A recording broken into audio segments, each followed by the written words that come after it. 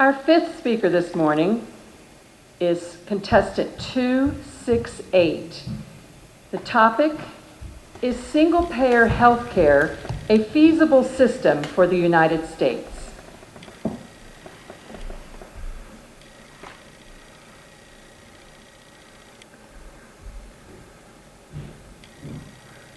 With President Obama entering his last 6 months in office, it's time for him to begin pondering his legacy. Luckily, his predecessors didn't set a very high bar. When George Bush left office with his pants on backwards, and Bill Clinton left office with no pants on at all.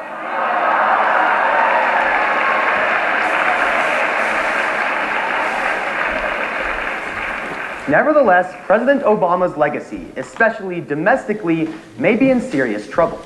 As the Washington Post writes on June 14th of this year, President Obama's landmark domestic achievement, the Patient Protection and Affordable Care Act, or Obamacare, has recently come under fire, not just from the usual chorus of conservatives, but also from many liberals, led by Bernie Sanders, saying that Obamacare doesn't go far enough, and instead favoring a single-payer healthcare system, also dubbed a Medicare for All system, that would expand government healthcare programs like Medicare to simply cover all Americans and take private insurers out of the equation.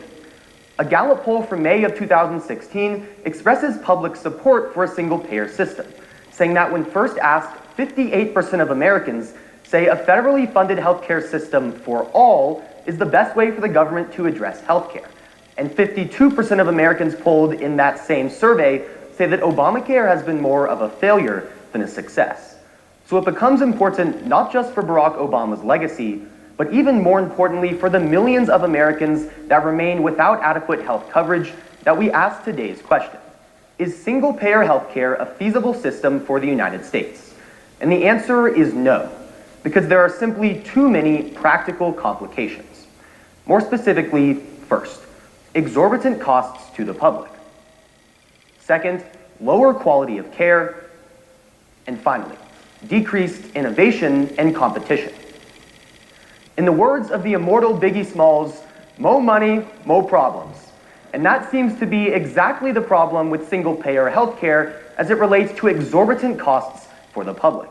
As The Atlantic writes on May 23rd of this year, since most single-payer healthcare models rely on expanding Medicare for all, that means it's important to look at Medicare's current cost plan. And as The Atlantic goes on to explain, with 20% cost sharing, very high technologies and costs for new drugs, and most importantly, no lifetime cap and out-of-pocket expenditure, Medicare is an incredibly expensive program for the government, which all means one thing. If Medicare is to be expanded to millions of Americans, costs are going to go up considerably, and it will be conferred on taxpayers. Unfortunately, as the Kaiser Health Research Institute writes in a poll taken in February, out of those 58% of supporters of single-payer healthcare, 39% say they would change their mind if they saw any increase in taxation. And of course, to expand a costly program like Medicare to all Americans, there wouldn't just be a small increase in taxation, but likely a fairly considerable one. And that's the first reason why there's simply too many practical complications to see universal health care come to fruition in American politics, because Americans aren't yet willing to sacrifice the rise in costs it would necessarily produce. But second, Americans like everything to be the best, and health care is no exception. But it's because of lower quality of care coming from a single-payer system, it's the second practical complication that would face a single-payer healthcare system being feasible in the United States. As the Center for American Progress writes on June 1st of this year, there is little evidence that Medicare or Medicaid, the two biggest federally funded healthcare programs, improve healthcare outcomes at all. In fact, that same article published a study saying that among elderly people that sign up for Medicare early, they currently see a negligible improvement in their healthcare outcomes later in life. Unfortunately, this means that quality of care is likely to go down for all Americans if Medicare and Medicaid were to be expanded to everyone. And once again, that's not something the American public is willing to sacrifice. As explained by the Center for Public Affairs Research in June of this year, once again, out of that chunk of supporters, 47% say they would change their mind if it necessitated longer waits for non-emergency care, and 51% said they would no longer support universal health care if it meant less access to the highest quality doctors and medicine. So once again, it seems that while people like universal health care in theory, once they're faced with the practical costs or decrease in quality, they quickly change their mind. And because the government has not yet shown evidence that it has the capability to provide high-quality care even to the small number of Americans it currently provides it for, it's certainly not feasible it would be able to do so with the massive expansion of its current programs. But finally, everyone knows that in the healthcare system, it's insurance companies that wear the big boy pants. And that's why lowered innovation and technology coming out of private insurance companies is the final reason that single-payer healthcare is not a feasible system. As 538, a political analytics blog, writes on June 16th of this year, by a meta-analysis of nearly any major metric, the United States remains the leading healthcare innovator in the world. And while many Americans are upset with the healthcare system, they certainly enjoy the innovations in technology, medicines, and more that they see coming out of the private insurance sector. However, single-payer healthcare would almost necessarily kill that sort of innovation. As Politico writes on June 13th of this year, we've even seen this with the Patient Protection and Affordable Care Act, with the 15 startups or so-called unicorns that President Obama commissioned to try to see significant improvements in technology and innovation. 11 of them have gone out of business. And in states like Alaska, only one private insurance company is still willing to go through Obamacare, because the lack of competition means that they simply can't get the costs that they need to continue their business. As Forbes explains on June 13th of this year, the economic principle is simple.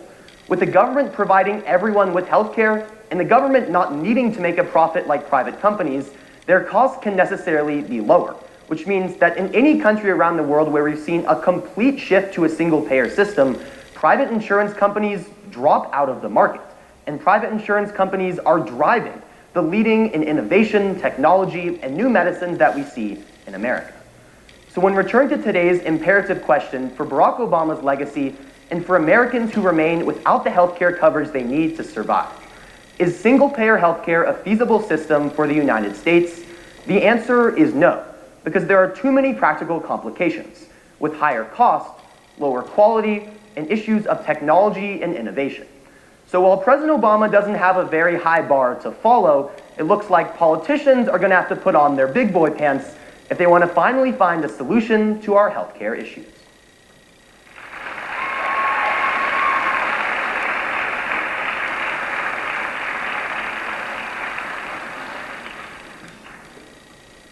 Speaker 268 will now be cross-examined by 304.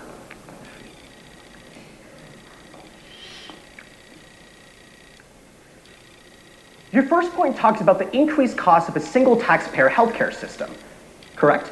Yes. Okay, well, wouldn't increased methods such as taxing derivative spending also subsidize the cost of a single-payer healthcare system? So yes, you could tax things like derivative spending, but the point is, if you're expanding incredibly costly programs like Medicare, you're going to see an increase in taxes for every American taxpayer. Even proponents of the system like Bernie Sanders admit that that's going to be the case. Sure, but wouldn't the millions of Americans in backbreaking medical debt actually have more money to be able to provide in taxes if costs were subsidized by programs such as Medicare and Medicaid? Yeah, and you pointed out an interesting dichotomy. Under a single-payer healthcare system, Americans might eventually end up paying less for their healthcare. But we all know that reality isn't always perception. And polls clearly state that when it comes to taxes, Americans simply aren't willing to pay more right now for a single-payer system. Okay, well, in your second point, you talk about the quality of healthcare, correct? Yes. Okay, but wouldn't the increased subsidization of low-income visits towards the hospital allow hospitals to not lose as much in profits when they attend towards these patients? The problem here is not just with hospitals providing better quality of care, but also with how many people they have to provide that care to. So the specific polls talk about things like longer wait times for non-emergency procedures and more that we've seen in countries all around the world that instituted universal health care. So even if once people get their procedure, it's going well, that doesn't mean they're going to be willing to wait longer or not get access to the right medicines in the meantime. Right, but hasn't Medicaid expansion empirically proven in urban areas to actually improve the quality of healthcare because they don't lose as much profits? No, Medicaid expansion has increased quality of healthcare for people that didn't have healthcare at all. But there's no evidence that government programs like Medicare and Medicaid are able to provide better quality healthcare outcomes than private insurance companies. Your third point talks about innovation in the healthcare industry, correct? Yes. Okay, but does the federal government have to be providing the insurance, or does it just help subsidize the cost for these hospitals? Well, under almost any current plan in the American political spectrum, it is a federally funded healthcare mandate, like Bernie Sanders is saying, or even Hillary Clinton has hinted at. It's probably going to be some sort of Medicare for All program, where it is the government that is directly providing this sort of healthcare.